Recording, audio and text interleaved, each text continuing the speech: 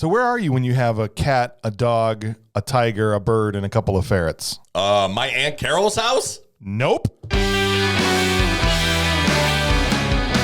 When you've got those things, it means you're listening to Bad Movies Rule, and we're talking about the only movie from the 80s to feature a couple of ferrets fighting the Gimp from Pulp Fiction. We're talking about Beastmaster.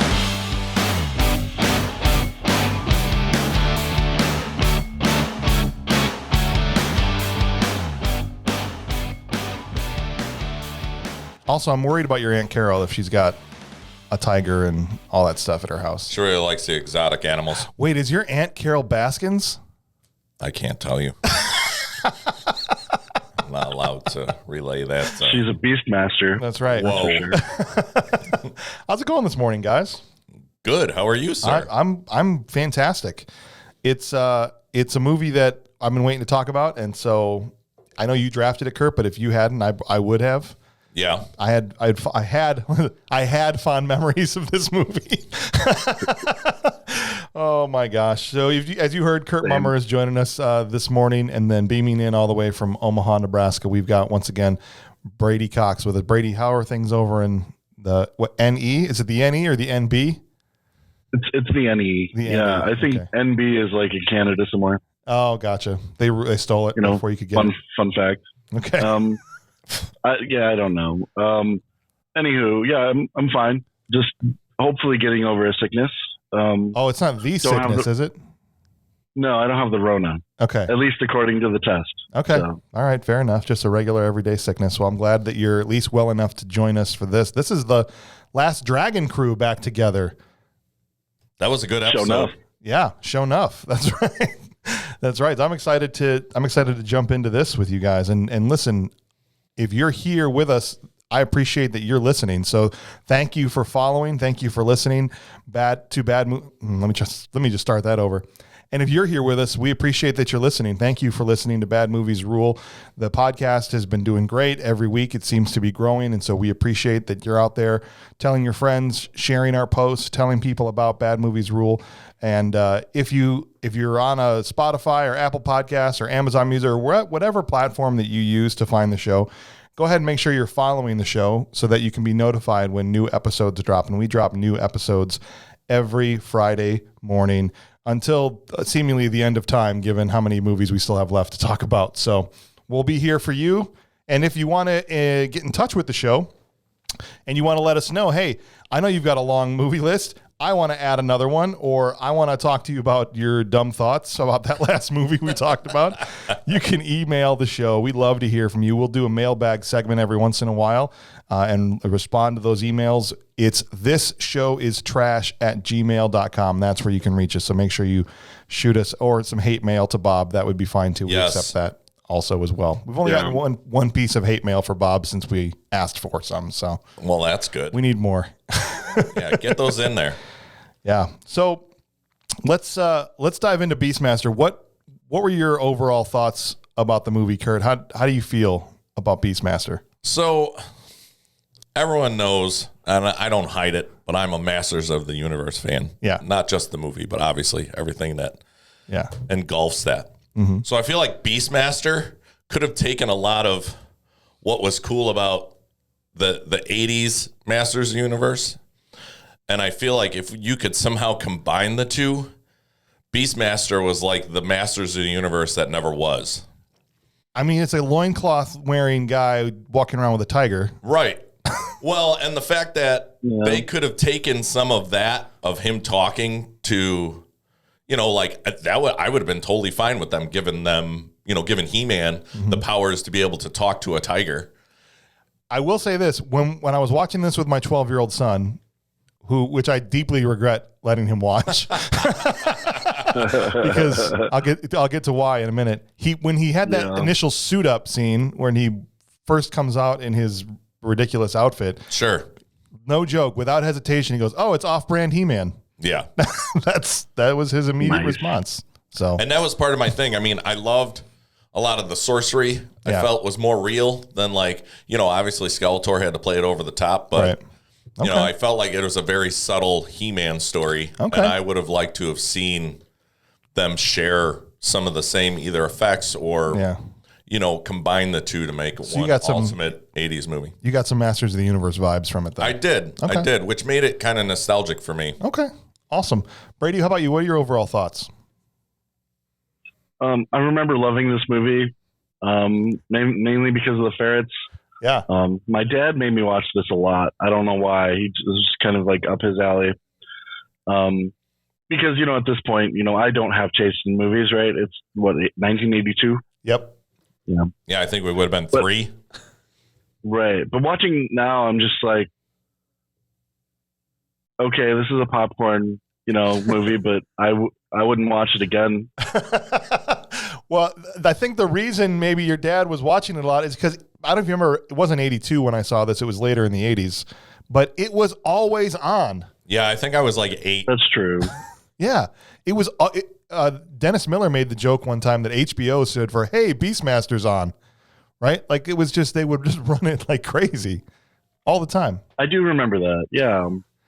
So this is... in 80s was a big time for sci-fi. Oh, yeah. I mean, obviously with the Star Wars era, coming out of that, I think people were just jumping onto that bandwagon and just being like, let's make an alternate universe. I mean, you got Never Ending Story, Well, the sword and sandal thing was big at the time, right? You had absolutely. The Conan movies coming out, Red Sonja, Beastmaster. There was a couple other ones that we got on our list I don't want to spoil that we're going to be talking about too. But yeah, this was definitely a moment for those types of movies. Absolutely. Yeah. And when I saw this, and the reason I said I regret letting my 12-year-old watch it is because I want to know where the original version of this movie is. Because I have no idea what I just watched last night, but that was not the same movie that I watched back in the 80s. I feel like they took the original cut and they replaced it with a different movie. I had no memory of 95% of what I saw. Wow. I don't remember any of this. There was a lot of scenes I remembered, but there was also, it was very like, I don't remember how they were pieced together. Yeah. So once I kind of was like, I'd be watching it and I'd go, oh yeah, huh. And I'd be like, that's an interesting choice. All right. You would think I would remember, as many times as I saw it, the only thing I really remembered was the ferrets chewing through the rope. And him falling into the quicksand. And in the quicksand. Yeah. That's about it. So I'm surprised I watched this movie, honestly. Well, and what's weird is I think we talked about this on Howard the Duck, and I think Brady made a good point was it doesn't know whether it's a kid's movie or an adult movie. Mm-hmm. And I feel like this movie does the same thing. It bounces a lot between, adult things and childish things. It's very adult things. Yeah. Yeah. So, for instance, not just duck boobs. Yes, absolutely. No. Also, no duck boobs in this movie. No, but Highly disappointed. Actual human boobs. Right. Yeah. Which was kind of a trope for this movie. It was a trope in the 80s, right? Absolutely, That's like, it was like, okay, when's it going to be? Because it's coming. Like in every 80s movie like that. I think as a film, trying to be fair to the film, it works. There are moments. There are moments where it works. These moments are fleeting. Okay? But there are moments in the film, but so much of the film is the wrong speed. And what I mean by that is there's moments where they're like, we're slowing down to 1 mile an hour and we're going to take forever to do, this next 30 minutes. And then there's parts where they're just going so fast, they're skipping over all kinds of important things. It's like, we're either in, super fast speed or we're going to slow it way down. I can see that. Yeah. Yeah. Well, and as a child, I feel like a lot of times you don't care about those things. Yeah. You know what I mean? Right. As a child, I was sitting in front of the TV with my own He-Man, right? Pretending and having my own battles and things like that. So probably on the boring parts, as you say, or at least the drawn out parts, I probably was, busy smashing my land shark into Battle Cat and you know what I mean? Yeah. Well, the director was very smart in that he never went more than 7-8 minutes without showing the ferrets, right? He did the things to keep the kids. I'm assuming that was what they were there for, entertained for comedic purposes. Yeah, exactly. I was going to say like lighthearted moments or not really necessarily comedic value, but to bring some what they thought would be comedic value. correct. Yeah. Well, let's get the vitals of this movie out of the way. This movie was directed by Don, I'm going to say his name wrong, Coscarelli. Don Coscarelli, I think that's how you say it. The only other two movies he directed that people probably have seen, maybe Phantasm, the original Phantasm, which is a totally insane movie. Yeah, have you seen that movie, Brady? No, because it gives me nightmares. Okay, perfect. Is that the one with the spheres? Yes. That hunt you down and they have weapons in them? Yeah. Yeah. Yep. Yeah. So that was him. And then Bubba Hotep, the movie with Bruce Campbell. I love that movie. Yeah. So I still have never seen it. I'm sorry. no, hey, apologize. don't worry about that, man. I actually only saw it for the first time a couple of years ago, so I was way behind on it too. Donald Glover's isn't Donald Glover in that movie? I think He plays the old man in the wheelchair. There you go. Yeah, he's fantastic in that movie. No, it wouldn't be him. The timing doesn't work out. It would have to be somebody else. Okay. That was like Ossie Davis, wasn't it? See, now we're getting into the weeds, and I don't know. Yeah, we'll figure it out later. Somebody name. will email us at this show is trash at gmail.com. It's This is Danny pretty Glover. Danny Glover. That's Sorry, I messed up the name. okay. No. Danny Glover. No. Sorry. This is why we have an email address called thisshowIstrash@gmail.com because Because we're wholly prepared for we're everything. totally prepared. I didn't know what the heck you were talking about. Sorry. No, it's fine. That's why I don't attempt names, guys. Swing and a miss, strike three. All right, here we go. Sorry, it's the microphone in front of me. I had to do it. This was written also by Don Coscarelli and Paul Pepperman, which is, the only writing credit to Paul Pepperman's name is Beastmaster. So he went back to being an accountant or whatever he did after this. Movie starred Marc Singer as Beastmaster or Dar. The names in this movie were ridiculous, by the way. Yes. Yes. Agreed. Tanya Roberts, Rip Torn, and John Amos. So if you guys want to take a guess, what do you think the budget of this movie was? $12 million. Okay. I'd say that's fair. Yeah, so you guys were pretty close. It was a $9 million budget. And it made a modest profit, maybe probably not after you add in all their other, marketing expenses, but it was a $14 million box office. So just a little bit more than what the budget was. It's sitting right now at a 6.2, which is an absolute shock to me on IMDb, how this is not in the 5s or 4s. And 50% on Rotten Tomatoes with a 54% audience score. So none of that makes any sense to me whatsoever. I kind of wonder if a lot of those reviews are nostalgia reviews where somebody hasn't seen it in 10 years. Yeah, I think that's exactly what it is. I wrote down at least 7 of those. I wrote down a couple of the reviews because they run the gamut from, there's almost as many 2-star reviews as there are 10-star. On the bad side, there was this person that said, "It's not a movie I wanted to see at all. If you like movies about bondage and incest, this is a film you'd love to watch." There you go. Okay. I don't know that there was any incest. Come on. That was his cousin, we find out What? later. Tanya Roberts' his character, whatever her name was.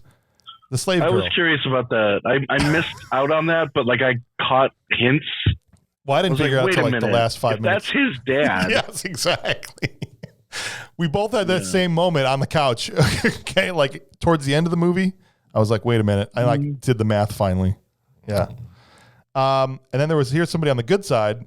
I got to see it on VHS that my mom recorded off of our stolen cable box when we had the black box that gave us all the channels. Oh, yeah. Man, those were the days. That was mine. I thought he was He-Man. I told you. Nice. Oh, man. Did you guys have the black box? We did. Yes. Oh, yeah. Yeah, that was back when Go ahead, Brady. Several iterations of the black box, yes. Oh, yeah. That was actually when my dad called the TV box a clicker because there was only the 2 buttons on it or whatever. It was channel and volume maybe. And Yep. you actually had to get up and turn it on and off. Oh, man. So I'm having flashbacks. My dad was so jazzed when he got the box. Yeah. He called everybody in the room. Look at this. Look at this. We got it all. The movie channel, Showtime, cinema. He's going through all Dad, it's okay. My dad was never a neighbor guy. And he was always like, "Hey, Tom, come on over. I got the black box." Right. Our parents were all very, very union blue collar kind of dudes, right? Yeah. Like they weren't affording like HBO. That wasn't happening. No, but he always was kind of, it was funny about it. He felt like he was, he was cheating the system, but he was always like, you got to stay real hush hush about this. All right. Don't let anybody know we got this box. Like that. No one's going to come arrest you for having Showtime when you're not supposed to. The Showtime HBO police. Right, the HBO police. Kick open the door. You with the black box. Put it down. We've been watching you for weeks. And I remember my dad would always, like, if they called to offer him HBO for something obscenely low, like $5, he would always say yes anyway, because he knew that was one of the ways they would try to figure out if you were stealing cable. Oh. Yeah. Once they kick down the door, they're like, is this Beastmaster? Grab some popcorn and pull up a seat. So the HBO police were real. They're calling your house. All right. Mm-hmm.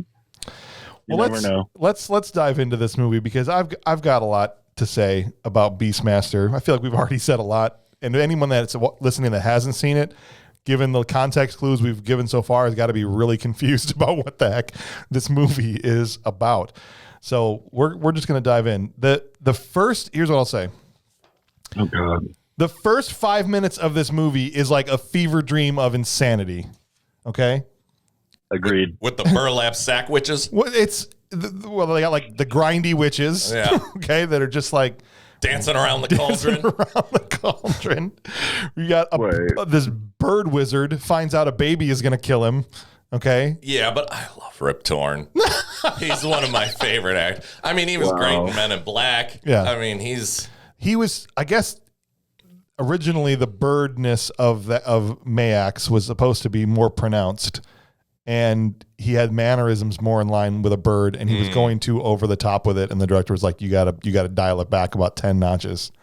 So that's why it's like just his nose and his hairdo kind of like speak to the fact that he kind of has a bird-like appearance, bird fetish. Yeah, but he was supposed to be like. Could you imagine Rip Torn in this movie acting like a bird in every scene he was in? All right, kill Beastmaster. Yeah, I think it might be like so bad that it's good at this, you know what I mean? I kind of wish at this point he went for it. What were they trying? They were trying to save this from being too over the top. Release the Rip Torn cut. Yeah, one of my notes was that Rip Torn is like way too subdued in this movie. He's just not going for it. Right. You know? I thought the same thing, Brady. I'm like, maybe he didn't understand the assignment. He didn't know what kind of movie he was in. But obviously, but after those notes, he just dialed it back. What else you can do? So I gotta hang that failure on Don himself, Don Coscarelli. He should have let this freak flag fly with that thing. But yeah, so you got these grindy witches on a cauldron. This bird wizard finds out a baby is going to kill him, so he wants to sacrifice him. These two guys commit suicide. So the witch paralyzes mom with a blue liquid and transfers the baby into a cow. The witch takes the baby out of a cow, but is killed by a batarang before she can sacrifice the baby. This is the first 5 minutes of the movie. Yeah. Crazy. That was my weekend last weekend. Right.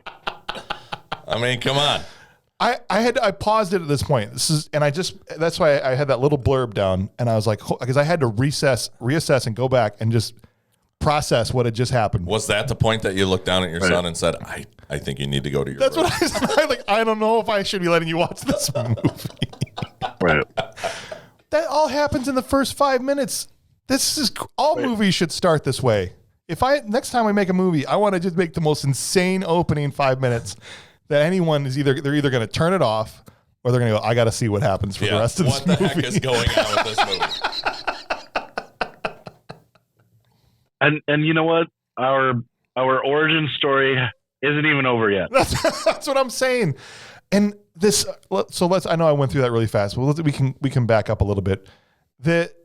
Sure. It's also very confusing because it's really hard to understand who's who, right? So this evil wizard, Mayax, which again, the names in this movie, it's just Max with 2 A's. Yeah. But so it should be Mayax. Mayax, but they're like Mayax. There's no Y or I in there. Or maybe like the apostrophe between the 2 A's. I don't know. I guess then it would be like ma'am. But he works for the king. He's like the wizard of the court. I kind of took it as like, if you ever watched Aladdin from Disney, obviously, he's like Jafar. So he's like and just a guy that he's Jafar and Iago because he's also a bird. He's also a bird. Okay. If you try and feed me another cracker. But his whole thing is unnecessarily sacrificing children. Yeah, and not. Yeah, I guess. I mean, he's just totally that's his thing. They never tell you why he's motivated to do that either. No, because I thought at first it was self-preservation. He's like, the spirits just told me that we've got to kill your unborn child because he just found out that it's going to kill him, right? So it was like a self-preservation thing. But then when the king comes out, he's like, no more of this nonsense, like insinuating he's been doing this a lot. Yeah. Like, what's with you killing the babies? Knock it off. Right. Yeah. It's weird. I don't know why I just gave the king that weird accent, but. And then what do you guys think of the makeup that the witches were wearing?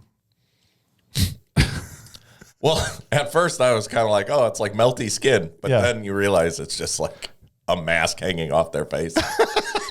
I'm like, what's going on there? Chicken skin hanging off your face there from like Silence of the Lambs? What's going on here? It was so gross. Yeah. It's like they went to the costume store and tried to buy like a Scarecrow from Batman costume, but it just says Bat non-friend scary corn dancer. Corn dancer. Off. You know what I'm talking about. Yes, I know exactly what you're talking about. Oh, shucks. We've all seen those Halloween costumes where they can't use the copyrighted name, so they just name it something generic. Yeah, no, that's perfect. And I do like how, I know you had mentioned before when we were talking before we were recording, how you could see the line where the latex mask ends at their neckline.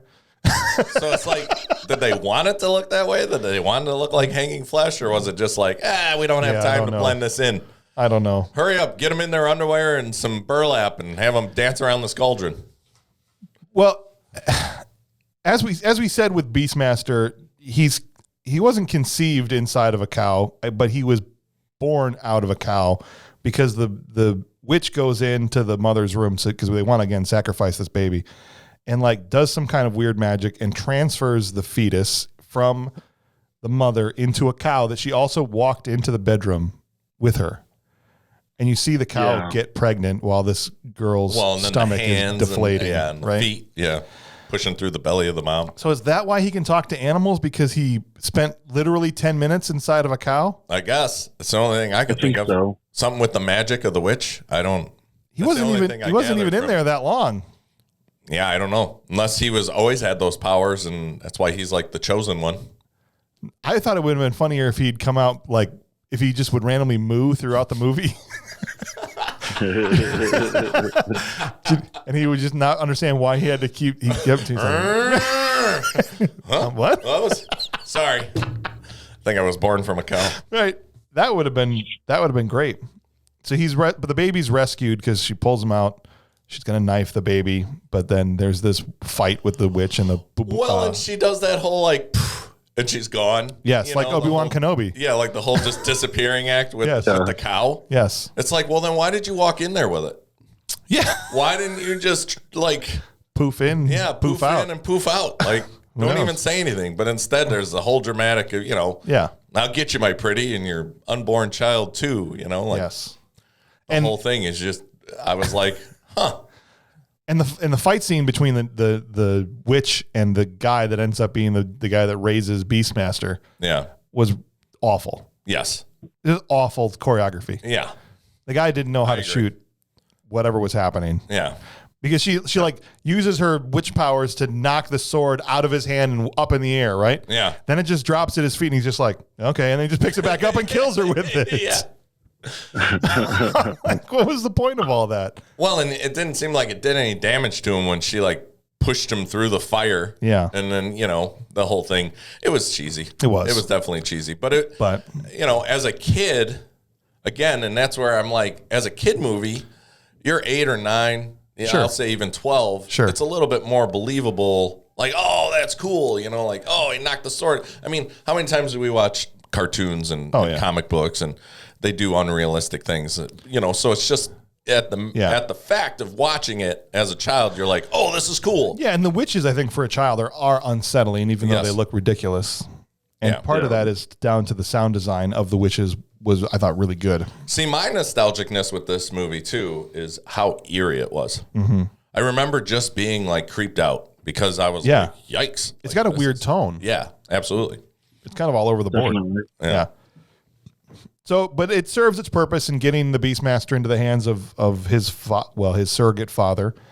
And then we fast forward to grown-up Beastmaster after watching the only two noteworthy moments in his life, the time he saw a bear and the time he got a new hoe from his dad.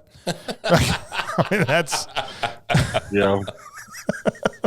it. These are noteworthy. These are the only two things. We're going to get to present day, but first we got to show this time a bear ate his friend. Right? Yeah, and how horrible for that guy. All he wants to do is doing some farming. That's right. And then his dad throws that, I don't even know, I forget what it's called. I think I wrote it down. I just kept calling it a batarang. Well, there's an actual name for it. Anyway, I'll look it up. The Kroll Star. The Kroll Star. But yeah, he ends up, when he throws that thing and it takes his hat off and it sticks into the tree and he's like, damn you. You fool. Yeah. You old fool. And then he's just reaching, like, just leave the hat, man. But he's going for it. And then that's when the bear's like, I gotcha. But like the bear made so much noise before he grabbed him. Like, well, yeah, you gotta be scared. You gotta have a little build up. But like run away. Yeah. He's like, no, I gotta get this hat. I gotta get this hat. It's so important to me. It's made out of the underside of a sack of potatoes. But he's got to have it back. Honestly. And then how come Beastmaster didn't stop the bear? Well, he did. He stopped it from killing them. They let it murder Tom or whoever that guy is. So we knew the situation was serious. He was a red shirt, essentially, Tom, the farmer. Yeah. This is how Beastmaster knows that he can talk to animals. Right. Yeah. Because this bear is the first animal he's ever seen. That's right. That's right.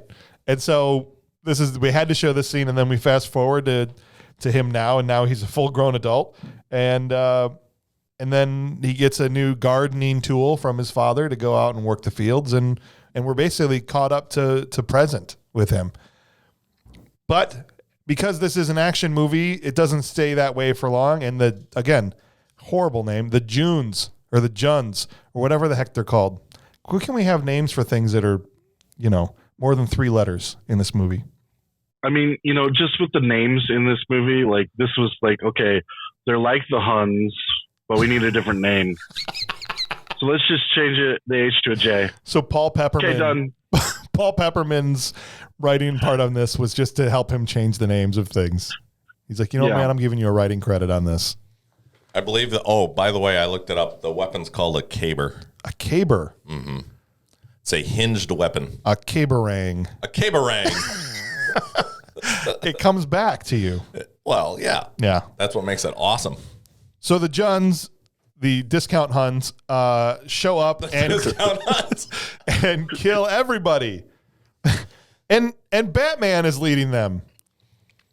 Yeah. Right? Did you see the Batman, the dude with the giant bat wings on his helmet? Oh, yeah. Well, okay. Go ahead, Brady. I think that's foreshadowing, maybe. Is it? A little bit. I don't know. Is that tied into later? I don't want to spoil later. No, I hear you. When we talk about later. Yeah, I hear you. But I just immediately thought, we're at now. We got to focus on what's happening now. That's then. Right. This is now. Exactly.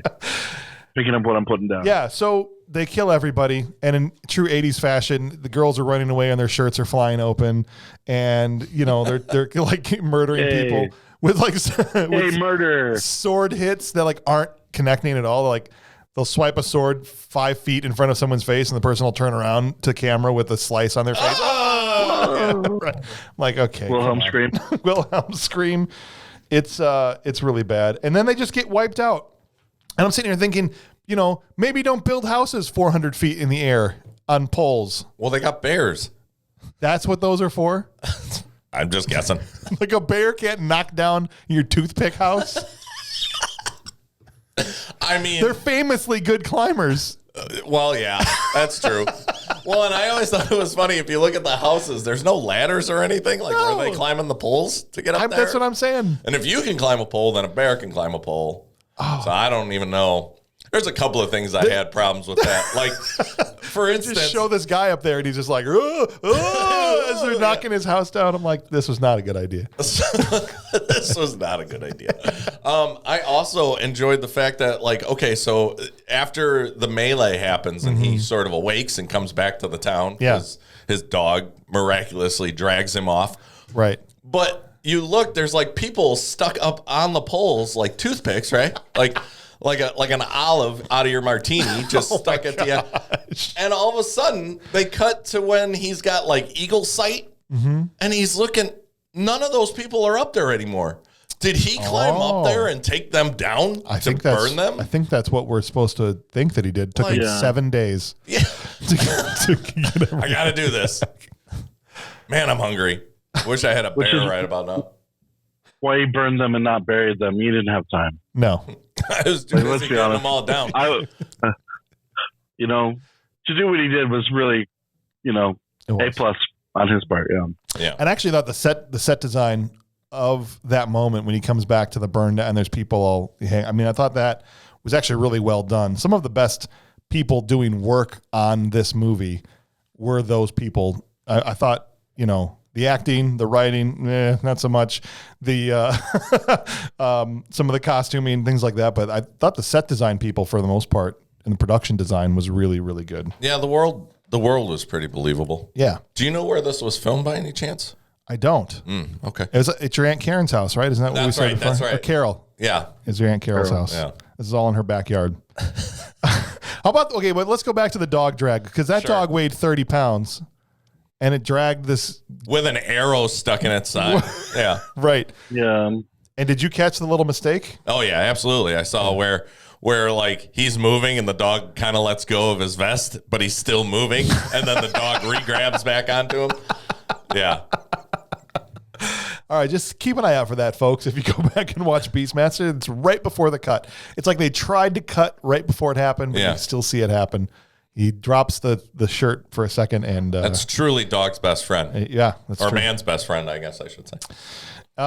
So following this is probably my favorite part of the entire movie. After he's burned the bodies and he's now in his full off-brand He-Man garb, we just get 10 minutes of Beastmaster just running around doing nothing. Yep, just practicing, doing some sword moves with a stick. He runs up a rock. He yells. He swings a stick around for a while, actually. Yeah. A long while.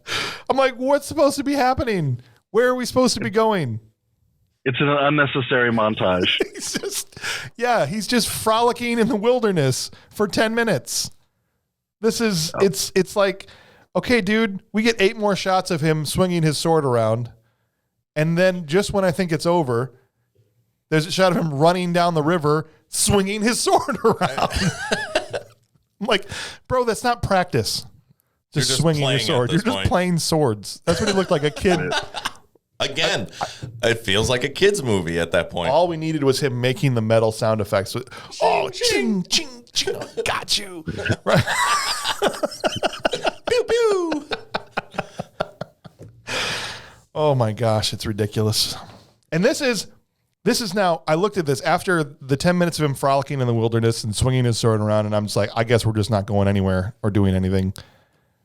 I look at the timestamp. We're 31 minutes into the movie at this point. Right. The movie is 2 hours. There's no way this movie should be 2 hours long. And this is perfect example why. We're 30 minutes in. What has happened? The first 5 minutes, lots happened. And then 25 minutes of, the Junn's storyline and him frolicking in the wilderness. Yeah, I was going to say, don't they cut to what's going on with the good guy side with Good Times Dad and... Well, not yet. No, that's still not in that. I thought that was intertwined in that. No, that was just at the beginning. They show John Amos with the king, but we don't see him again until he rescues the tiger. Oh, I love that you called him Good Times Dad, because that's what I called him. Yes. Even though he's like more famous as the McDowell's owner. I was gonna say, I thought of Coming to America originally. Oh yeah, he's in that too. I forgot. Yeah, and he's also Die Hard 2 guy. That I don't know that. He's the guy that starts off in Die Hard 2, where he's a I don't know if it's a soldier or a SWAT team guy. And he starts off like he's a good guy helping John McClane, but he's actually helping Bill Sadler, with the airplane thing. I'll And have to go It back is and one of watch that. I the didn't realize. weakest Die Hard movies, though. So. It is, but I haven't seen the He's fifth in one, there. so I can't judge against that. oh, you know what? You're right. Die Hard 2 is not the weakest Die Hard movie. The fourth one was pretty bad. Yeah. But here's where the first thing that happens after him running around for a while is we finally meet the ferrets, Oh yeah, right? Poto and Kodo. Poto and Kodo, which for some reason Saviors of the movie. my son laughed for 10 minutes when he named it. He thought those were the funniest names of all time. He's literally, the movie keeps going and I just hear him in the background laughing, Poto and Kodo. Dude, I remember having a similar reaction when I was a kid. Like, what? yeah. And can we talk, let's take a second before the actual plot starts to move when he runs into the bathing slave girls in a second. Can we talk about Marc Singer, the guy that played Beastmaster in his performance? Sure. What You want to bring that up now? What did you think of Marc Singer in this movie? When I first saw that it was Marc Singer, I was like, oh, I'm going to be able to make so many references to other things he's been in. Yeah. And then I looked, and then I was like, okay, that was a good show, but what else? I was like, I seem to remember him being like in everything for like 5 years, but Yeah. apparently not. He really didn't. He did go on to make 2 more Beastmaster movies, Yes. Right. which I went on YouTube. If you guys get a chance, go on YouTube and watch the final battle from Beastmaster 3. And I'll just say it right now, you're welcome. It was, I think, straight to television. I never got to 3. The second one, even as a kid, when I watched it, because I loved the first one so bad, And I remember being like, "Oh, it's so great! I'm gonna watch the second one." Yeah. And he's like in New York City. Yeah, like there's a time portal that And he's got the animals still with him, trying to run through New York City. Brady's face. It's like, what? You're kidding me? No. No, And That's it's not a just, joke. no. It's they did the Crocodile Dundee thing. They bring Yeah. him to New York. and he's trying to present day. understand our customs and Well, present day in the 80s. Yeah. Yeah, right. But it's Right. like him going through 80s New York. I think we're gonna do it. I think 3 is so bad that it's not even worth discussing. But 2 looks like it would be comedy gold. So I think we were adding Beastmaster 2. Why don't we just add Crocodile list. Dundee to this list as well? I don't know if that's a bad. I mean, Maybe Crocodile not the Dundee first one, 2, 2, yeah. maybe, absolutely. Yeah, maybe the second one. I don't really remember the second one anyway, so it's, Well, there be you fine. go. But Marc Singer's, the thing with his performance, I guess it was okay. It was fine. But his voice just does not fit like a intimidating barbarian of a guy. Well, and at I all. don't know that he was. I think He just was like, he sounded like a mortgage loan officer whenever he talked. I agree with you. The Hey, thing I'm that- in this quicksand. Can you guys help me out of here, really, please? Hey, you on the tree. Thanks. I'm like, bro. I just felt like he wasn't supposed to be intimidating in the sense of when he was talking, but definitely when he was battling and saving people. Right. So I felt it was more like He-Man meets Luke Skywalker. Sure. He had the there Luke you go. Skywalker hair kind of almost. Yeah. So I kind of felt it was a little bit more, he's more peaceful. Like he doesn't want to fight and battle unless he has to. I get that. But he was out for revenge. He kind of was just like, yeah, I might get revenge. Because he doesn't. Comes my way.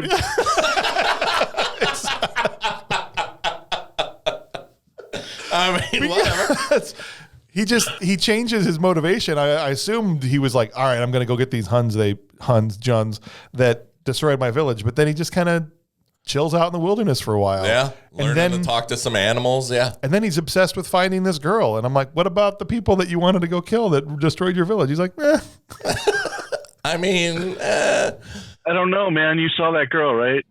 No, I believe me, I understand. I'm just saying that's Donna's mom, right? his motivations are unclear. It is Donna's mom from that 70s show. Got it going on. We can talk about Tanya Roberts because this is the next moment in the film here. We get these two guys. Oh, actually, no, hold on. We missed the tiger. Well, that and the tree scene. Oh, that's after the slave girls. So Yeah. the tiger is just randomly being hunted by these four Juns, right? Mm-hmm. And the tiger has been spray painted black for this movie. Ra, is that his name? Is that the tiger's name? I think it's Rue. Rue, my bad. Rue. Again, the names are terrible. Yes. This tiger died from the allergic reaction to the black paint and makeup. Oh. Did you know that? No, Yeah. that's sad. It's really sad. That makes me angry right now. That's why in That's Beastmaster it. 2, I'm leaving. I hate this. if you justice for Rue. If you look at the trailer for Beastmaster 2, they introduce the animals again. They say Rue, but it's just a regular orange tiger. Oh, And that's because they can't spray paint them black. They can't spray paint them black. That's not a good idea.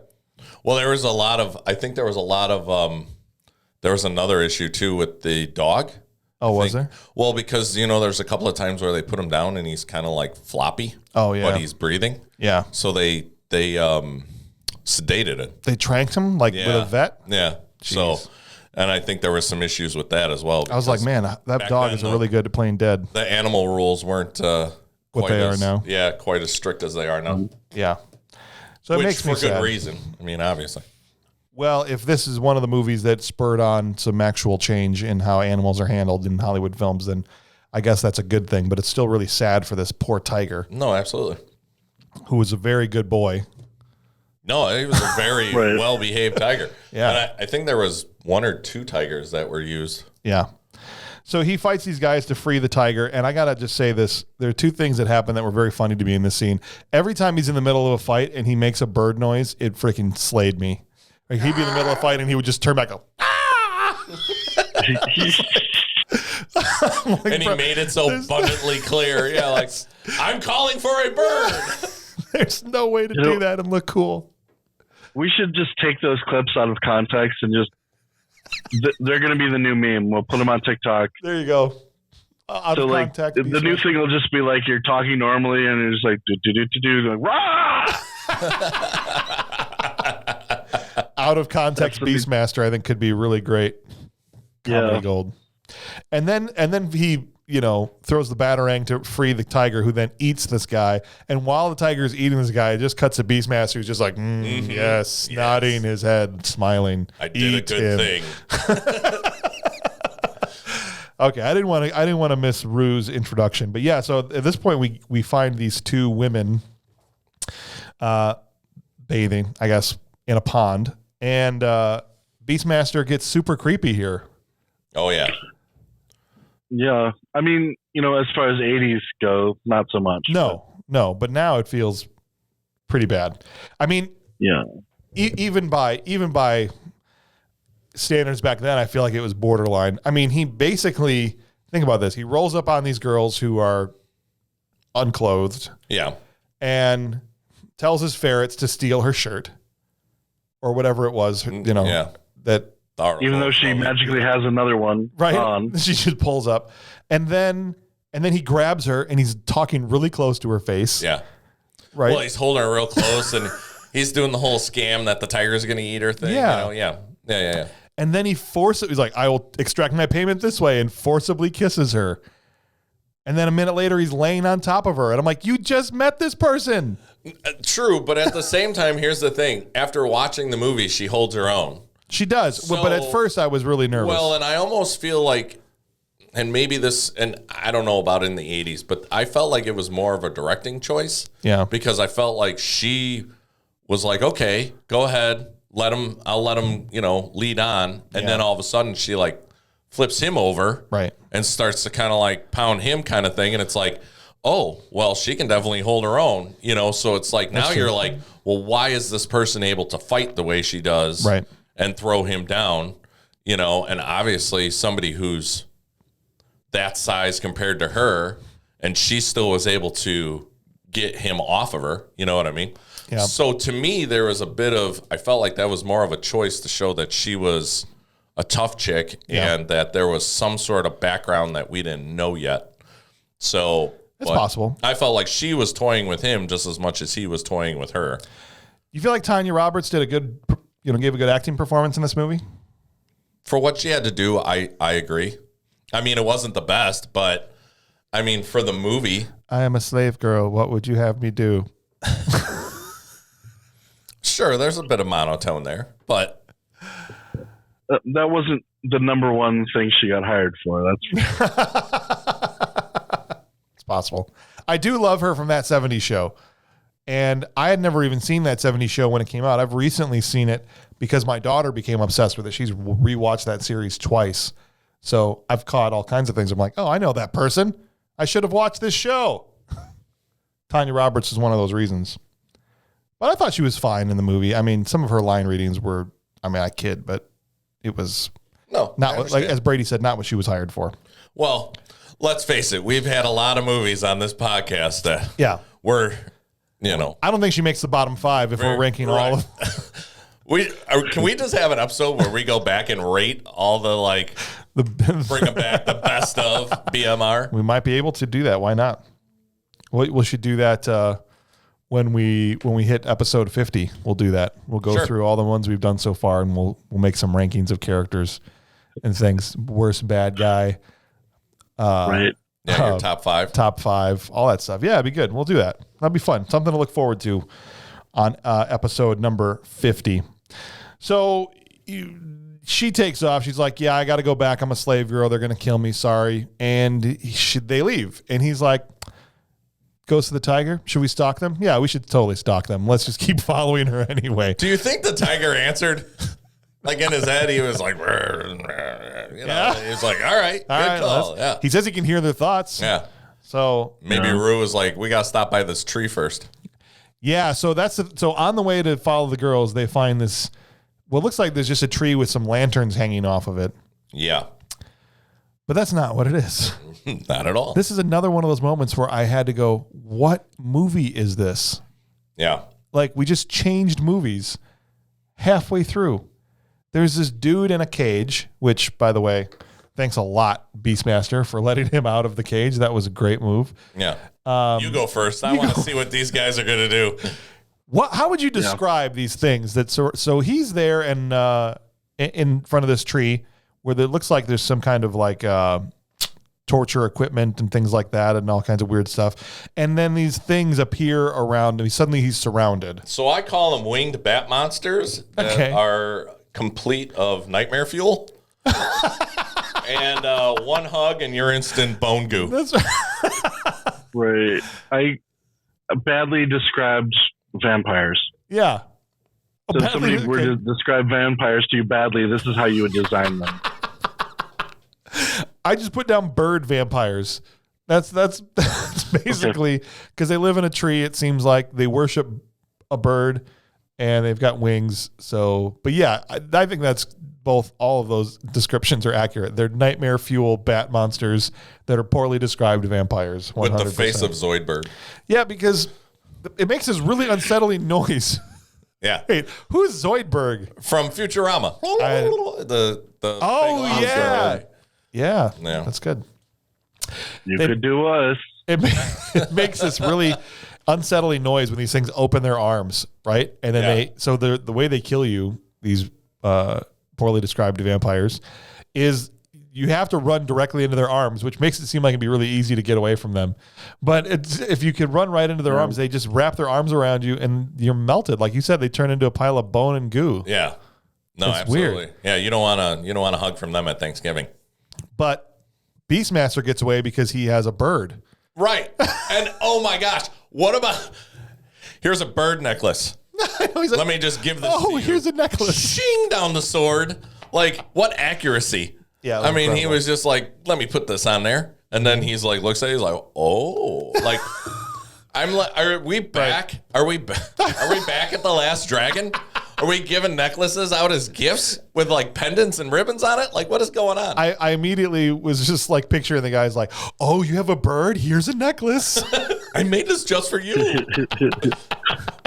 I would love it. That was his voice. Yeah. So wouldn't that be great? Yeah. They never got to talk though. He's the Birdman as foretold. The Naked Birdman has finally arrived and fulfilled the prophecy. Well, and even the symbol, it looks like a pick. Like a comb pick, with a bird head on the top of it, just sitting in the middle of it. I didn't even know what it was until the bird landed on it, and I'm like, oh, it's a bird. Well, and I thought it was really great to see the fear in the eyes of those things. Yeah. Because, like, you couldn't even you could tell, oh, there's something with this bird. They don't like this bird. Why don't they like the bird? Like, why was that never answered, though? I really wanted some sort of... I don't know. Like, and I mean, I don't know where you would stick. You're looking for answers in Beastmaster? I'm sorry. There are none. I have none to give you. Because there are none. There are none provided. There are none provided. So Beastmaster leaves and he arrives in Aruk, who knows, whatever the name of this town is, where they're sacrificing children. And I thought, wait, I thought this bird wizard was chased out of town, right? This is confusing because they haven't explained at this point what's happening. And so here he is on the temple, throwing children, which is a very unsettling. Yeah, just tossing toddlers into a tomb fire. When he's holding these toddlers over his head, and they're just kind of hanging there screaming. I'm like, dude, that's not cool, man. And but he's still, the point being, he's still in power, and it's never explained why. Because in the beginning of the movie, he's chased off by the king. Yeah. Right? See, go practice your stuff with the Juns, right? And the strongest bird in history saves this little girl from just excuse me down. while my eagle swoops down and saves this child. And then the effects were, I mean, Oh, you mean the effect of her flying away with the bird? Yeah, did you see when it's like off in the sunset and the kid is like 3 times bigger than the bird? Yes. And you're just like, all I thought about was how a 1 pound bird can't carry, or a 5 ounce bird can't carry a 1 pound coconut. That's all I thought about when I saw this. Was it African or European? That's right. I was like, oh, maybe he's got her on a line.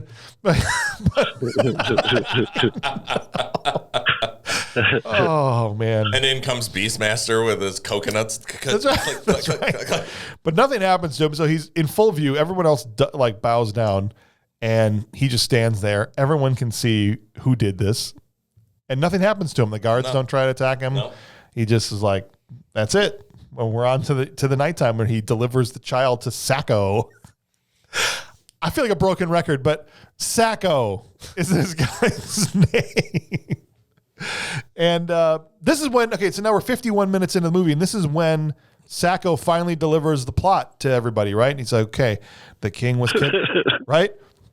The king was kidnapped, and he's got him in a pyramid, and so Mayax is now in power. And I'm like, oh, thank goodness, somebody that knows the plot. Like, did they consult him ahead of time, or like, why is it this random dude? It's the old Wayne's. It's the old Wayne's World thing, man. Right? With the you run into like the random security guard. Yeah. Seems awfully like. Are we talking about the girl's dad? Is that what you're talking about? Yes, he goes. Oh, I got you. When is it convenient that we happen to be here when he had all this information? That's who Sacco is? Yes. I was trying to figure out. I was like, I didn't get the name. Sacco. And Sacco has a life debt with him, and he said, well, I'll be back. Don't worry. You'll see me again. And off he runs to try and, I don't know, to try and do what exactly? Because at this point, we don't even know where Beastmaster's going. No. Is he trying to get the girl still? Isn't she there? She was on the temple. Oh, yeah, that's right. Well, does he see her? I don't know. I don't know if they lock eyes or anything. But this is where the movie starts to get a little bit like in fast forward. They're just like bouncing all over the place. Yeah, they're like, let's just get it over with. Right. Yeah. He leaves. He goes out in the wilderness. They use this eyeball ring to find out where he's at and try to assassinate him. Okay, out in the wilderness. Which that eyeball ring, gave me nightmares when I was a child. Oh, it's awful. It's awful. Yeah. It's one of the only things that, to this day, I still think stands up as creepy out of this movie. I don't know how they did it either. Besides those vampire things. Yeah, absolutely. But he gets assaulted by these guys, and this is when John Amos comes in. He's saved by Seth, and Seth is like, yo, man, we need to go back. But the road to Aruk is long and dangerous. And I'm like, yo, he was just there this morning. Yeah. Wasn't he? Did he take a different road? I don't know. But it takes him a long time to get back there. Yeah. And let's take a boat. Right, they took a boat back. Let's take a raft with a rope. This is what I mean when they're fast forwarding and just skipping over things. I'm like, what do you mean? It's like it literally cut to him right after he left, and here he is. Yeah. Right? One of my favorite parts is right at that too, when he's standing there and they're, obviously Rue's down in the hole. Oh yeah. And Beastmaster just looks up at him like, so you going to help me lift up this tree? Or it was like, nah, I think I can watch you get it for a while and struggle. Right. Seth is just like, there's a friggin' tiger down there. No. What are you doing? Yeah. Seth was good, but I was not a fan of the costumes in general in this movie. And so when Seth finally disrobes, and you know what, there was a lot in this movie? There was a lot of side cheek in this movie. Okay. The favorite part to show was from the hip down to the side of your butt. Mm-hmm. That's it. Not your actual butt or anything else, but they love the little side butt action. Just on everybody. Didn't matter. Old men, children, women.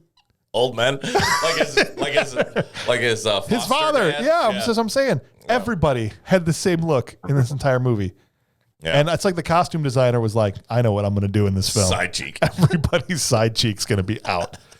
And so when John Amos, his side cheek came out, I was like, no. Are there moments where they're like, we need more side cheek? That's right. His costume was the worst. I feel like when you add a top to it, like, should have just let him be like bare chested like Beastmaster was. Yeah. No, because when you add a top to it, it just makes it weird. Yeah. That would have been preferable. I imagine if there was a top, it would have been like He-Man. Right. Yeah. It's like 2 straps of leather, maybe a piece of metal on it. Something. It wasn't good. Can I also go, like, this is the start of the handshake? Yes. The start of the grab each other by the elbow. Oh, my gosh. Touch your forearms together. This is the Megaforce kiss goodbye thing that they always do. You combine those two. So what, you like grab hands like this? Go like this and then kiss? Yeah.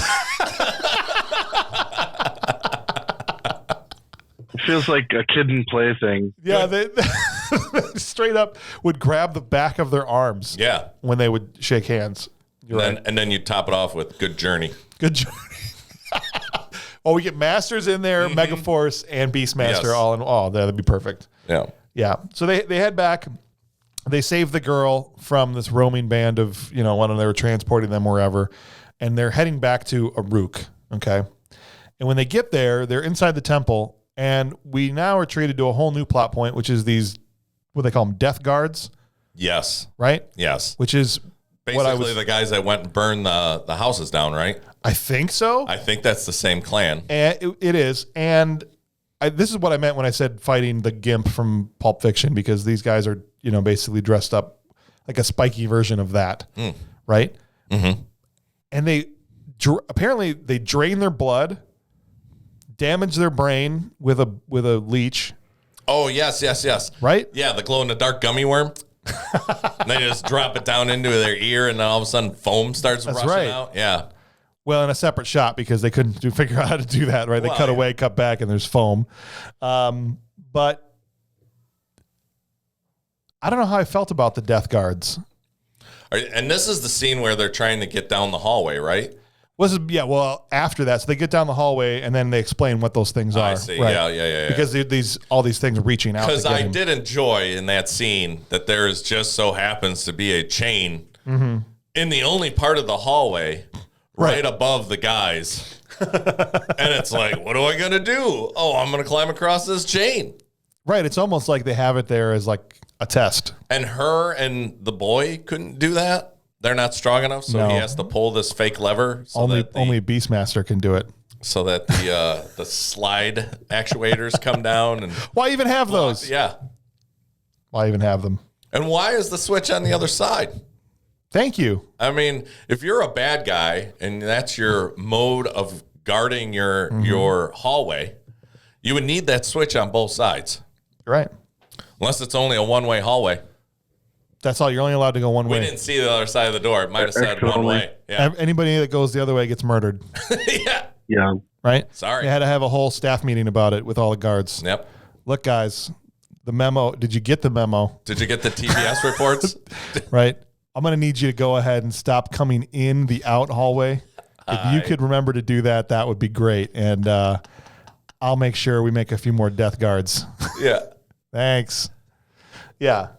It's bad. This is where the movie starts to fall apart in my estimation. They just start randomly adding all this stuff. There was a lot. Yeah, there's a lot. Right. There's a lot of things that are a lot of aspects of this movie that I go, all right. Yeah, Guess that's just what we're doing. I just now. remember these guys are supposed to be super menacing, with the blue worms and all this, and I was just like, at that point, I was just fatigued. Yeah. I was just like, oh, I'm done. Yeah, the movie tires you out. This does not add anything more. No.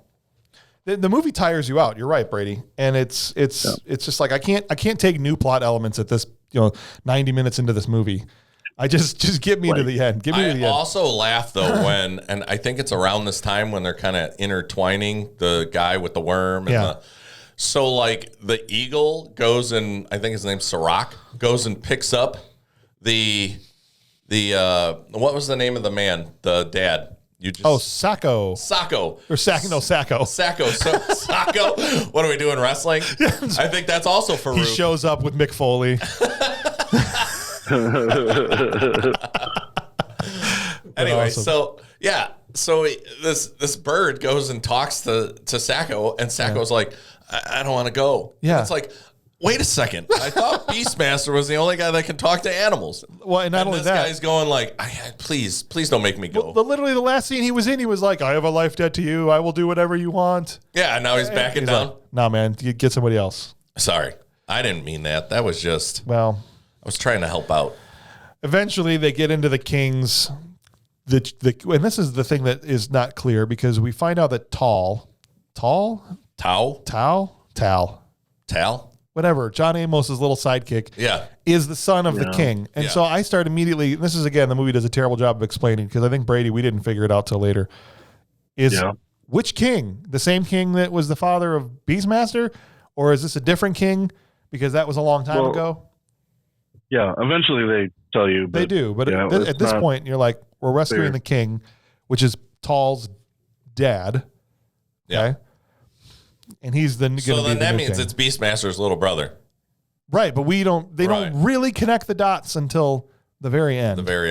And they rescue him. They get out of there with a really convoluted fight scene in the cell with the witch, where he just stabs her on the ceiling. Yeah, and he uses Rue's eyesight. Yes, which that's kudos to them setting up the plot to be able to bring the tiger to the door. That was funny when they're like, we've trapped him in the cell. Then the tiger shows up. He's like, crap, get in the cell. Yeah. Now we're trapped in here with him. Well, they get out, they get the king out, and they have their big meeting. And I just think it's funny. They rescue the king, and the king is immediately like, boo, you and your animals suck. Get out of here. Yeah, I hate you. Right. You freak. Get lost. And then my favorite is immediately after Beastmaster has those tears. Yeah. And I'm reminded of, like, remember the old, like, don't pollute ads with the Indian? Oh, gosh. I'm sorry, it would be a Native American. My bad. Oh, my gosh. I know exactly what you're talking about. And it's like, he wasn't crying. His eyes are showing no other signs of tears. Right. And so they went in with eyedroppers. One drip. And just put 2 drips. And they're like, okay, roll. And he's like, oh. I'm so sad. Like, at no other point does he show any emotion of sadness. Not when all these people are slaughtered, but when somebody calls him a freak. Right. Oh my God. Yeah. 2 perfect drops of water, one coming out of the middle of each eye, right? Yeah, Not even out of his tear duct. He doesn't even cry when his own foster dad dies and he burns half the city down. And he's like, but somebody made fun of me for talking to my animals. One tear. Okay, 1 second though. Does he know that that's his dad? Yet? I don't. Who knows? I don't think so. No, I don't think so. He's a moron. I mean, it makes more sense if he does, right? You know what I mean? Yeah. My dad called me a freak. I don't think. I mean, he's got the long beard and the hair, and the king is an idiot too. And he's got no eyes, right? I mean, he stabs Seth figures out the ring is watching them, and he stabs the thing in the eye, which is gross. And he's like, we can't do this. They know your plan. The king's like, LOL, let's go anyway. Right? Like, LOL. He's a moron. Yeah. Although it would have been funny if he's just like, well, let's just attack the South Gate instead. You know? So they all they all get captured because, of course, they do because they literally know the plan. And so the next morning, was it Sacco again? I think they came to get Beastmaster. They're all captured. They're going to kill all of them. And Beastmaster has to save the day, which he does in about 30 seconds. He has them freed. Yeah. He literally rides in, and in 30 seconds, they're all out of their chains and out of the, without running into one guard. Like, they're up there and they're around, but no one's done anything. They had a meeting. That's right. They were getting... My guess is... Go ahead. No, sorry. You were in the middle of yours. Please. I was going to say they had the meeting about... That's when they got the memo about all the death guards. Quick group huddle before we sacrifice these people. Yeah, we got things we got to discuss. Right. All right, quick, everybody. Come on in. Oh, he's out there right now? All right, crap, guys. Go. Go. I just think at this point they were like, okay, we're like an hour and 45, guys. Oh yeah. We got to wrap this up. But I have a feeling there's a lot of film that just did not make the light of day, right? Oh, absolutely. Because they chose other parts that were way more boring. Yeah, and I think they did. They're like, we got to choose the worst footage. That's the only way this is going to be successful. How about okay? Just go with it. Why, when he does rescue them, they all rip all of their clothes off, right? That's when to show their sweet armor, Beastmaster outfits. Tanya Roberts rips hers off. Seth rips his off down to his S&M wear, and then even that kid. Oh gosh, Diaper King made me so uncomfortable. I'm like, it's Diaper King. Diaper King. Why does it have to be like perfectly white? I don't know. Because he's royalty. Okay, make it purple or something. Yeah, I guess. It was bad. I was like, yo, get that kid some clothes, man. I can't. Well, you know what cracks me up too? So like rewind a little bit, right? Donna's mom goes into some secret lair. Yeah. And then comes back out with a hairpiece, some black belt, a knife. Yep. And then she rips it off. Yep. To reveal the cool outfit that, like, what? Right. You just went and that changed. Was the cool outfit, I thought. Yeah, like, there used to be a secret band of warriors that lived here, and I know exactly where all their stuff is. Why? Because I'm one of them. Why don't you help them? Why are we trying to figure out how to get out of this this pyramid? I know, it's stupid. You should know exactly where to go. Yeah. But they, the Diaper King and Seth and everybody go. They kill all the guards, and this is where we have what you think, at least to me, is the end of the movie. Absolutely. Right? They have their face off with Mayax or Maax. Yep, Maax. Maax up on the top. Malox. Which I thought it was really awful that they killed his dad right as he found out that his son was alive. Right? Hey, you know what? This is your son. He's here. My son. Just kills him. Like, bro, they didn't even get to have like a reunion. And still, no one tear. No, he still didn't cry. He's like, eh.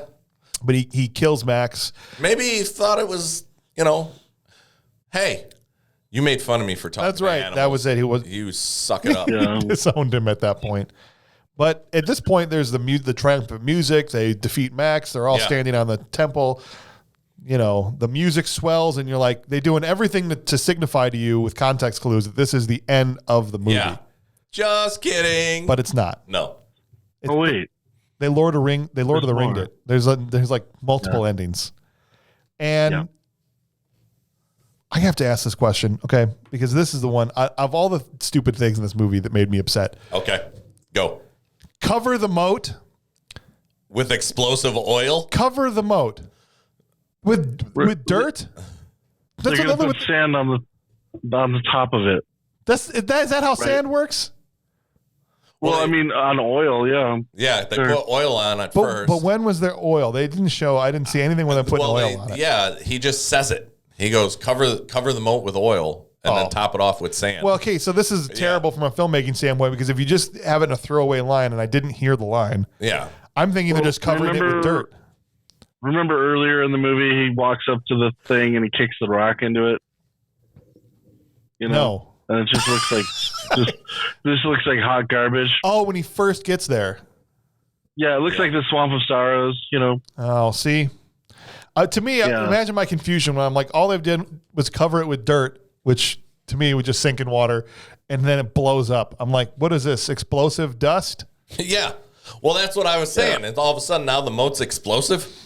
And you light it up. It's oil/tar. Yeah. Yeah, it's cool. Like, all right, it's a neat scene. Like, okay, there's a flame, fires everywhere. Like, well, that part is cool. I thought, as I said in the beginning, there are fleeting moments where this movie is cool. And the fight with Batman in the fire and flame all over the place, I thought was the best part of the entire movie. I kept calling him Horde Prime. Horde Prime. So I was just like, he got the cool helmet with the bat on it. Yeah. So, but did you, I don't know what you guys thought. I thought that was actually the coolest part of the movie, just cinematically. No, I did. I thought it was well done. Mm-hmm. I thought it was much better than the fight in the beginning. Oh, yeah. I mean, there was more contact and the suspense was more, especially when Horde Prime started going after Beastmaster and they're fighting on that bridge. And he's got that sweet, like, swinging skull, sword, chain thing. Yeah. Yeah. And just the tone of it and the background was all really good. Did you at least enjoy that part, Brady? I'm sorry, I quit paying attention.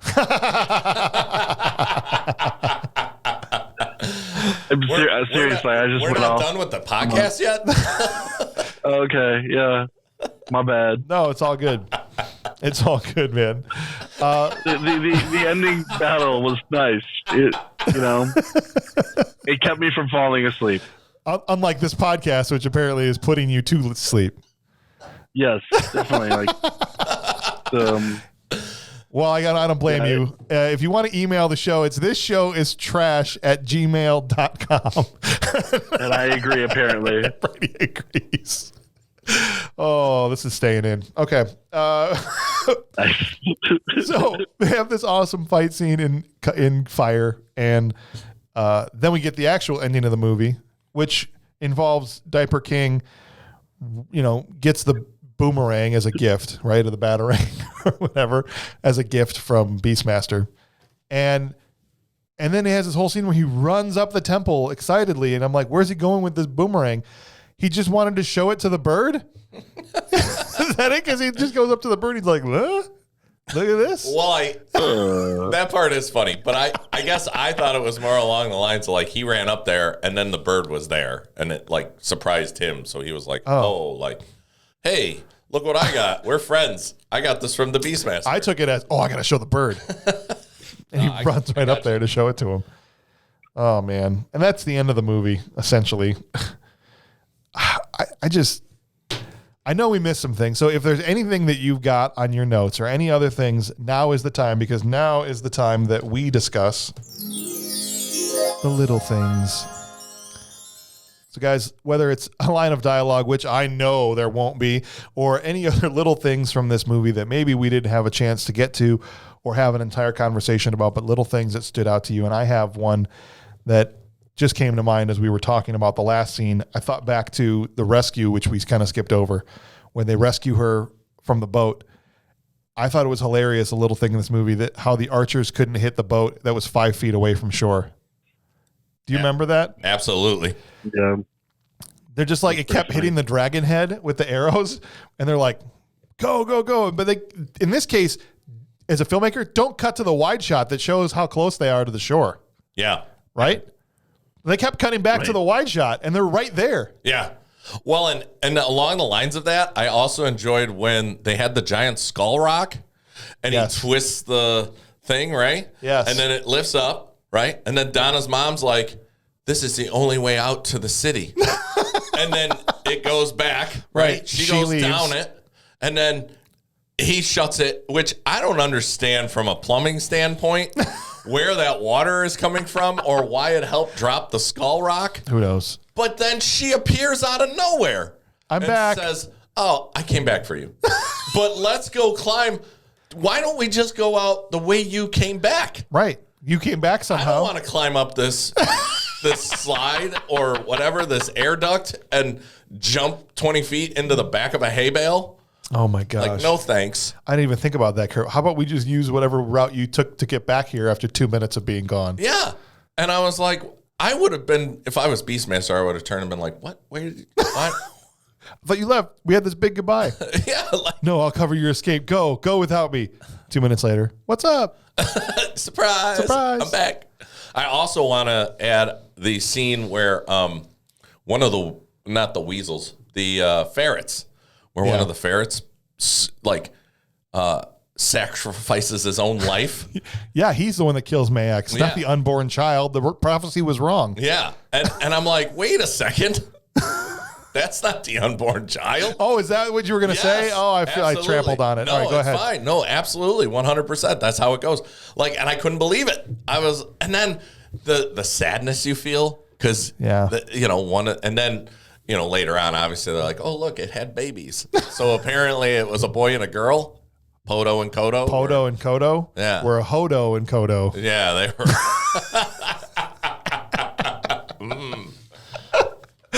How about just the way he manhandles those ferrets? Like every time he handles those ferrets, I'm like, bro, take it easy. Soft hands, gentle touches. Right? He's like, give me this ferret. Every time he pulls him out, he's just like yanking him around. Like out their head a little bit. Yeah. He just yanks and jerks those things around. Like, my gosh, take it easy. Every single time. The other little thing I'll say is the last one I have, unless you guys have more. The model of the temple, the forced perspective where they tried to make it seem like it was in the far distance. They had a problem with that. It was awful. There's a scene the first time he arrives there where they have him standing too close to the model, where it's supposed to look like it's far away, but it's right next to him. Well, and the angle, yeah. Because of the angle that they used. So it's like him just standing next to a tiny model of a city. Well, and that was my... Right. Are you going to... The 12-inch Stonehenge. Exactly. So this whole time, the perspective's been wrong? Oh. Mayax is really only like... That's what I'm saying. 3 inches tall? I've never seen it so blatantly obvious in a movie that he's standing... He's supposed to be in the foreground with this far in the background, but it just looks like they're standing next to each other. Yeah. Him next to a giant model. Oh, and so I had another Monty Python moment where I was like, it's only a model. Yeah. Yeah, absolutely. Except they were unintentionally pulling off this stuff. I also, for another scene that I really enjoyed as a child and even now rewatching it, was when the Death Guard was chasing the Podo and Kodo through the hanging sewer pipe. Right. He also doesn't seem to be able to run without waving his arms back and forth. Well, that's because you have no control over your body other than when you want to swing your arms. Yeah. But he's just smashing through them. And the angst that you feel like, oh, go, go, go. Oh, they made it. Yes. You're so excited. But then he busts down the door. He's like, But I mean, I love that scene. And those ferrets it was all totally pointless. They didn't even need the keys. Yeah. They run back and he's like, you're a little late. That's it. Sarcastic son of a... Podo and Kodo were probably just MFing him. That's why he killed himself. He's just like, I got to get away from this idiot. There are, Kodo, you can stay if you want, but there are fates worse than death. I'm jumping in the fire. I can't take this anymore. That's exactly what happened. You're telling me that ferret committed suicide? That's what I'm saying. Just to get away from Dar. That makes this movie even more dark. That's right. It does. It really is. All right, boys, it's time to give some flowers to Beastmaster, the first people in history likely to ever do so. We are going to give out some awards to this film, and we are going to start, as we always do, with the Will Patton Award, which is for a smaller rolled person that was really bringing the intensity and the heat and throwing fastballs up there. So who was in a small role that really brought it and is going to win or be nominated for you, Kurt, for the Will Patton Award? I'm going with Rip Torn. Okay. Mayax. Mayax. So, I've always liked him. I do agree with Brady that I wish they would have let him go a little bit more. Yeah. And be more Rip Torn. Mm-hmm. But I have always enjoyed everything that he's in and just the stories you hear about that guy as an actor and just him being on set. I think it's really funny and he's entertaining, so he gets my Will Patton Award. All right, awesome. Brady, who you got as a nominee? It's hard going here. I think I'm gonna go with John Amos, who I just keep wanting to say John Stamos for whatever reason, but John Amos. John Amos. Okay, Seth. And I actually gave mine to Ralph Straight, who was Sacco. The dad. I really enjoyed his performance. With what he was able to do. I thought he did really good. So Ralph Straight gets mine. I would also like to say that Full House would be entirely different if it was John Amos was on there. Was Uncle Jesse? Right. Yeah. I think it would have a much more different feel. It would have been Good Times Dad. Yeah. Had also been in Full House. Right. Yeah. Or what if John Stamos had been the dad in Good Times? Right. And then we swapped him out. Lord have mercy. Wow. Oh, you got Uncle Jesse and the Rippers performing in Good Times. Yeah. This band's dynamite.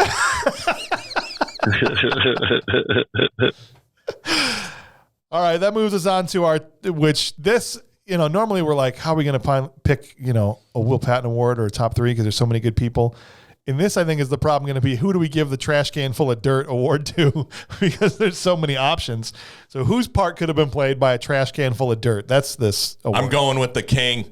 The King with Zed. Oh, it was so bad. I also nominated Rod Loomis, so that's 2 for Zed. He was terrible. If there's 2, there's no reason for me to vote. But he wasn't great. I still want to hear who you thought was the worst, though. I remember having one. I remember going like, wow, that person just found it in hardcore. Yeah. Hardcore. Yeah. But I can't remember who it was. It was the you old fool guy that got eaten by the bear. Yeah, maybe. Anybody could have done that. Yeah. Well, Even a trash can full of dirt. that's right. I think Rod Loomis, and there's a movie that Rod Loomis is in that he does a great performance. He played Sigmund Freud in Bill and Ted's Excellent Adventure. Oh. Is the same guy that played King Zed in this movie. Huh. So he's not a bad actor, but in this, he's just awful. Yeah. You freak. Yeah. That's not That's my right. son. So consider this justice for Beastmaster. Rod Loomis, you're the freak. Yeah. That's right. In your face, In Rod. your face, Rod. We love you. Please come on our show. All right, top 3 performances. Who do you guys have as the top 3 for this movie? I'm going with, I wanted to do John Amos at number 3. Okay. I enjoyed his performance in this movie. Okay. I'm going with Beastmaster himself, Dar, for number 2. What's Okay. his name? Marc Singer. Marc Singer. And then number 1, I enjoyed Rue. I felt like the whole reason that I loved this movie was because I finally had Battle Cat that I didn't have in Masters of the Universe. Okay. And that's why. There you go. Who you got, Brady? I'm going to go kind of with Kurt and start with number 3 with Poto and Kodo. Okay. They really make the movie, especially the death scene. The suicide I just scene. remember like being so sad, Yeah. when I was a kid at that one of them died. Yeah. And then 2, I guess I'll go with Marc Singer as well. I mean, honestly, like you could have picked, Timac would have been horrible in this movie. 'Cause, even if he did know Kung Fu, right? That's right.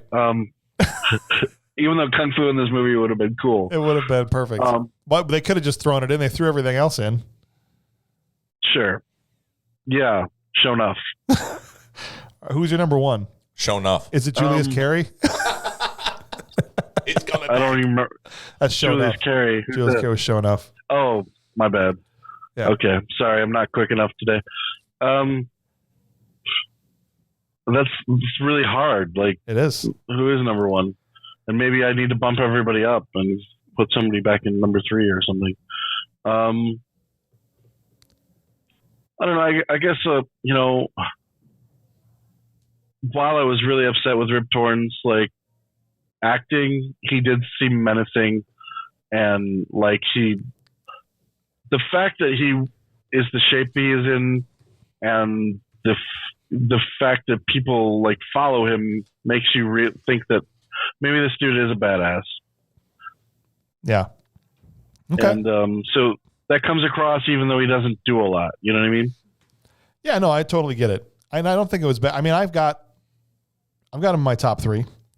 So, I mean, my top 3 performance, I had number 3, I had Ben Hammer at number 3. Ben Hammer. Don't ask me who that is. Who's Ben Hammer? Because I just spent the last 5 minutes trying to remember. I looked up their names last night, and I was like, this guy is awesome. Let me look up his name. And now as I look at it this morning, I have no idea who this is. Who's Ben Hammer? Nice. And I can't look it up on my phone because my phone is being And used I can't look it up on my phone because Brady's on my phone. So I don't know who Ben Hammer is. But go Should I look look it up up? the cast list from Beastmaster. And you look up Ben Look Hammer. up Ben Hammer, and he was the third best person in this terrible movie. I'm looking it up. That's that is a badge of honor to be the third best in Beastmaster. Young Dar's father. That's it. The guy that played the dad. Got it. The dad of foster dad. the foster dad with the side cheek.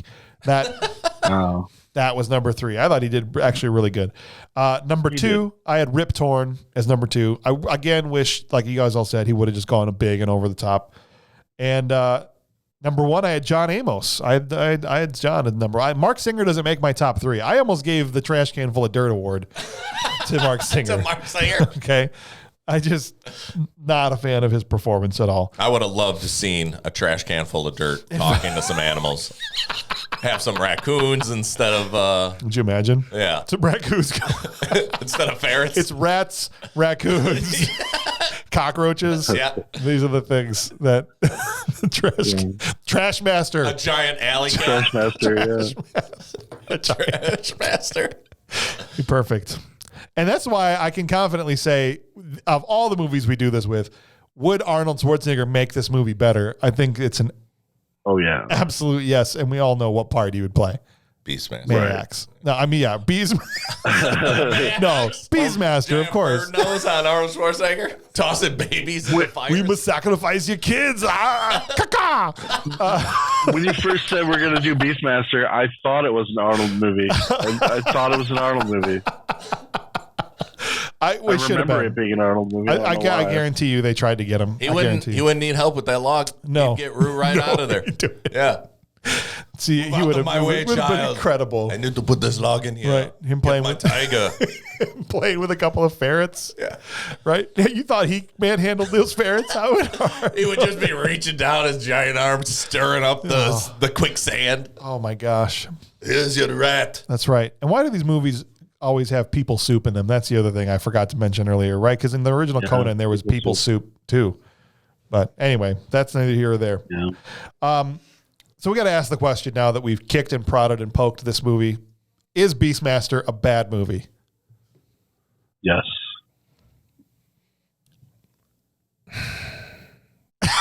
I don't think so. I think this movie is awesome. I'm having a hard time saying no. Yeah. But I don't think I think it's a good movie. No, it's a terrible movie. It is. But it's decent enough amazing to watch. Like if Yeah. you can't sit here for 2 hours and like, especially if you're watching it with friends and not have a good time, Yeah. right?